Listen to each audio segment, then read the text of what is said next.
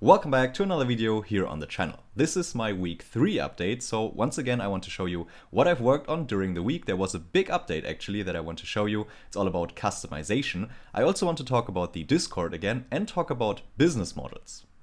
As you can see, my dashboard looks really different right now compared to last time, and that's because I made use of the customization feature that allows you to reorder components, get rid of components if you don't want them, and also choose between 4 different color schemes. And that's what I want to show you today. So it's a new feature that you have right here. When you click on Customize, you can choose between these color schemes that show up here. There's the blue and purple, which is the classic one that I started the app with, then the gold and gray, which you just saw. And then there's also, so these are like 2 dark mode color schemes, I would say. And then there are also 2 light mode options, which is again a purple and blue one. As you can see, also the logo changes every time. And then there's grayscale, for example. Grayscale looks like this. Also kind of nice, I think. I like it. It's very simplistic, not a lot of color, only the colors for updates like these, for example, or in here as well. Yeah, let's get back into the customization feature. So there are 3 new color schemes that you can choose from. Let me know what you think about them, and also let me know if there are any other options you would like to see. Now, the upper part of the personalization or customization feature shows you what you can see here. You have your layout and you have a sightline. The sightline means if you, for example, don't want the health component, or you don't want to have the weather component, then these show up on the sightline, and the sightline components don't get shown in your dashboard. So if I save this and go back, then you can see that the weather component is gone, and the other component is gone as well, and the nodes component, the health component is gone as well, and the nodes component stays in the middle here because this space here is just blank. It's free real estate. And you can do this for different screen sizes, and you can customize your dashboard for the different screen sizes. For example, if you're on the medium-sized screen, which is an iPad, for example, maybe you want to make it look a little bit different. Maybe you have like to-dos and goals right here under each other, and you have socials and crypto, and you don't care about all these other things. So you maybe just change that. Maybe let's go to another color scheme as well. Go back to your dashboard, and yeah, of course, that's still the big screen, but if I make this smaller, if I would be on an iPad, then this would show up. I have my to-dos and goals under each other, and I have crypto and socials, and nothing else is here. This is the whole dashboard, because that's what I wanted to have. And if I make the screen large again, I have all the other components that I chose from. So there are 4 different sizes. Large is essentially a laptop screen, a desktop screen, like a bigger screen. Medium is iPad sized, small is maybe an iPad in portrait mode, something like that, and extra small is a phone, essentially, a smartphone. As always, there have also been a few other minor improvements that I don't want to bore you with, but I want to show you 2 of them because I think they're quite handy. One is that now every to-do and every goal has an isExpanded property. So this to-do here is expanded. Now it's not expanded. And if it is expanded and I reload the page or I log in anew, then it will show up like that in this state. Previously, they all loaded in a non-expanded state. So this is quite useful if you have a to-do, for example, that you always want to have in this sort of displaying in this sort of way. And another one is the weather component, where I added the precipitation graph. So, for example, today there's a 0% chance of rain in Innsbruck, and I also added a autocomplete in the search component or in the search feature, because this is useful. For example, if you live in Germany or you live in Frankfurt in Germany, there are 2 of them. So it's quite useful to see which one you're actually choosing. Is it the one in Hessen or the one in Brandenburg? Choose this one, and then this gets updated as well. Temperature gets updated. Precipitation is also 0% chance in Frankfurt today, and this is what the weather looks like today. Maybe we can. Where is it raining today? Is it raining in Bangkok? Not really. 7% chance, but at least that's a little bit. At least you can see that the graph is actually working. That's enough for the features for now. As always, I only want to show you the most important things I worked on throughout the week, and not all the minuscule bug fixes that are definitely important, but they are not really interesting to show. The next thing I want to talk about are user numbers. So before this week, there have been 18 registrations, and now there are 30 registrations. So 12 additional users, which is once again something I'm really happy with. I also am really, really, really happy with the Discord. There are now 38 people on it. Most of them are not really active, but I think that's just how Discord is. Most of them are more readers rather than participants in discussions. But I had a few discussions, and I also got really good feedback here. For example, I want to show you one feedback I got.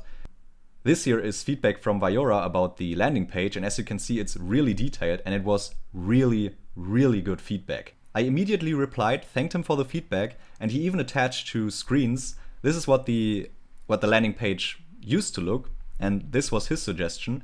So take out some of the playful elements. For example, this dot was purple before, the line height was too much, the button was just outlined. He gave me such good feedback, and I implemented almost all of it because it was just looking way better than my version looked. Another discussion we had on the Discord was about business models and how to monetize the product. We had a few different ideas here. I'm very open, as I said.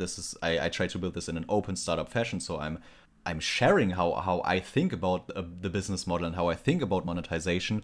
And I'm sharing these thoughts, and I'm very happy to receive feedback on them and receive other ideas. And there has been another idea, once again from Viora, who seems to be the MVP of the Discord so far, because he saw things a little bit differently, or not necessarily differently. He just gave me another perspective to think about. So yeah, let's talk about business models. The general idea that I would have here, or the general approach that I set myself out to from the very beginning, was to have a subscription-based business model. So there is a monthly subscription and a yearly subscription. And this is definitely great from a provider point of view, so from my point of view, because it gives you reoccurring revenue. It tells you what your monthly reoccurring revenue is, which makes it a lot more plannable for the future. If you, on the other hand, have a product that you sell once, and then the person who purchased it has the full control of it for forever, then you only have this one-time purchase, and that's not something you can count on that will happen again in the next month from someone else. And with a reoccurring revenue model, you have a more plannable income stream, which I think is really important if you bootstrap a product, which is the thing that I do. I don't have investment money, I don't have an investor. So that's why I also will focus on profit from the very beginning instead of growth. This is something I covered in a video on my main channel, in a video about minimalist entrepreneurship, because I think profit is really the more important thing here rather than growth from the very beginning, as the business would need to sustain at least myself in some time. As I said, I am living off savings right now, but this is something that has to eventually change, and I can't wait 2 years or so before it has to change. And this focus on profit rather than growth from the very beginning also leads me to not use a freemium model. Freemium means that you have some features that are free for everyone to use, and then there are additional features that you need to pay for, maybe on a monthly basis.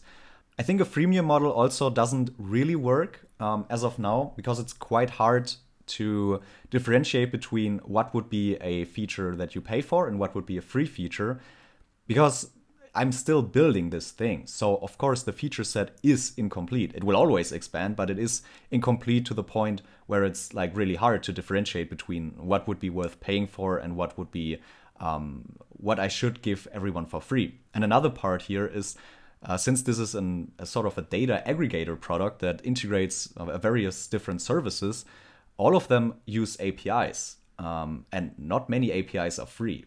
Most APIs need to be paid for, and the API business model is usually you have maybe some amount of calls per month that are free, but then you pay on a per call basis. And if I have, let's say, 10,000 users on the platform and only 10 of them are paying for the product, I have a problem because I will lose money, because these API calls that the 10,000 users will make far outweigh the 10 users that pay for the product cost-wise. Another idea besides the subscription model would be to have a free dashboard, but for certain features, maybe that's a Stripe integration where you see how your business is doing, or maybe that's Apple Health, since Apple Health is really difficult to implement. Maybe for some features you have a one-time fee. So you basically have a mini shop on the product where you can buy components to expand your dashboard. This would be another model that I'm thinking about. So it's either you pay on a monthly or yearly basis and get everything that the dashboard has to offer, or you don't pay anything at all, but you pay for certain components. And of course, I also need to think about the timing for these things. I think it's really the most important test of a product to see if someone is willing to pay for it. Because a free product doesn't build a sustainable business.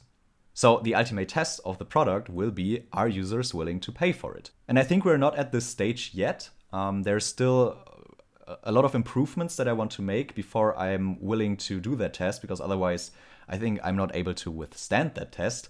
But it's really a double-edged sword, because I don't know if I will withstand that test in a month or in 2 months. And if I don't, then maybe this whole effort is wasted. That's one way to think about it. But that's not necessarily the way I think about it, because I do believe in the vision of the product, and I just like working on it. And even if I said that in the very first video, even if the idea doesn't work out and it's not possible to monetize it, I'm still learning a lot, just on a coding basis and everything else that has to do with building products and building a business. So yeah, these are my thoughts for this week. If you liked them, if you're interested in more, make sure to like the video and also subscribe to the channel for further content. I would also love to have you on the Discord. As I said, 38 members on there right now. The first 100 will get an early adopter badge. So if you're interested, or an early adopter role, I think is the name in Discord. So if you're interested in that, make sure to join. Always very happy for your feedback. Looking forward to everything you have to say about the product, about these videos maybe as well, if you like them. And yeah, I think that's it for this video, and see you next time.